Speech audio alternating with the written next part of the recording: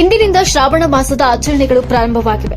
ಪಾವಗಡ ಶನೇಶ್ವರ ದೇವಸ್ಥಾನಕ್ಕೆ ಹರಿದು ಬಂದ ಭಕ್ತರು ಗೋಲ್ಡನ್ ಟೆಂಪಲ್ ಆಗಿ ಮಾರ್ಪಟ್ಟ ಶ್ರೀ ಶನೇಶ್ವರ ದೇವಾಲಯ ಹರಕೆಯನ್ನು ಈಡೇರಿಸಲು ಆಂಧ್ರ, ಕರ್ನಾಟಕ ಮತ್ತು ತೆಲಂಗಾಣ ರಾಜ್ಯಗಳಿಂದ ಭಕ್ತರು ಬಂದಿದ್ದಾರೆ.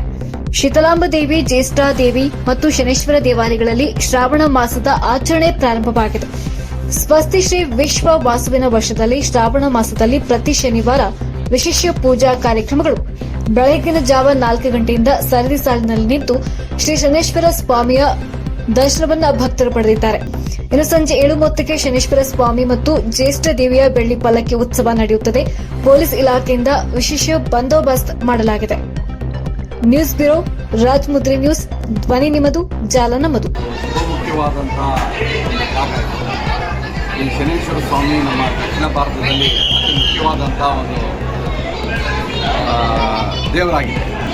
ಇಂಥ ಒಂದು ಸುಪ್ರಸಿದ್ಧವಾದಂಥ ದೇವರಿಗೆ ಸಾಕಷ್ಟು ಜನ ಭಕ್ತಾದಿಗಳು ಕರ್ನಾಟಕದಿಂದ, ಆಂಧ್ರದಿಂದ ಒಂದು ಶ್ರಾವಣ ಶನಿವಾರದಲ್ಲಿ ಹೆಚ್ಚಿನ ಜನಸಂಖ್ಯೆ ಸೇರ್ತಾರೆ. ಅದೇ ರೀತಿ ಶ್ರಾವಣ ಶನಿವಾರ ಈ ಮೊದಲನೇ ಶನಿವಾರ ಸುಮಾರು ಒಂದು 50,000 ಜನ ಬರ್ಬೋದು ಅನ್ನೋ ಒಂದು ಎಕ್ಸ್ಪೆಕ್ಟೇಷನ್ ಇದೆ. ಈ ಒಂದು ಇದಕ್ಕೋಸ್ಕರ ನಾವು ಸುಮಾರು ವರ್ಷಗಳಿಂದ ಈ ಒಂದು ಬೃಹತ್ ಕಾರ್ಯನ ಮಾಡಬೇಕು ಅಂತ ಅಂದ್ಕೊಂಡಿದ್ವಿ. ಅದೇ ರೀತಿ ನಮ್ಮ ಸಂಘದ ಎಲ್ಲ ಸದಸ್ಯರು ಮತ್ತು ಎಲ್ಲ ಕಮಿಟಿಯ ನಿರ್ದೇಶಕರು ಎಲ್ಲ ಸೇರಿ ಈ ಒಂದು ಕಾರ್ಯಕ್ಕೆ ಕೈ ಹಾಕಿದ್ವಿ. ಇದನ್ನು ಸುಮಾರು 3 ರಿಂದ 4 ತಿಂಗಳ ಕಾಲ ನಡೆಸಿದ್ದೀವಿ. ಇದಕ್ಕೆ ಬಂಗಾರದ ಕವಚನ ನಮ್ಮ ದೇವಸ್ಥಾನದ ಗರ್ಭಗುಡಿಗೆ ಪೂರ್ಣವಾದಂಥ ಬಂಗಾರದ ಕವಚನ ಲೇಪಿಸಬೇಕು ಅಂತ ಒಂದು ತೀರ್ಮಾನ ಮಾಡಿದ್ವಿ. ಇದ್ರ ಪ್ರಕಾರ ನಮ್ಮ ಇದನ್ನು ಚಳ್ಳಕೆರೆ ಹತ್ತಿರ ಇರುವಂಥ ನಾಯಕನಹಟ್ಟಿ ಇರುವಂಥ ಮಹೇಶ್ ಮೆಟಲ್ ವರ್ಕ್ಸ್ ಅವರು ಬಂದು ಇದನ್ನು ನಮಗೆ ಕವಚನ ಮಾಡಿಕೊಟ್ಟಿದ್ದಾರೆ. ಅವರು ಈ ಚಿನ್ನದ ಲೇಪನ ಮಾಡೋದಕ್ಕೆ ಜೈಪುರಿಂದ ಬೇಕಾಗಿರುವಂಥ ಪರಿಣಿತವಾದಂಥ ಎಲ್ಲ ಕೆಲಸಗಾರರನ್ನು ಕರೆಸಿ ಮಾಡಿಕೊಟ್ರು.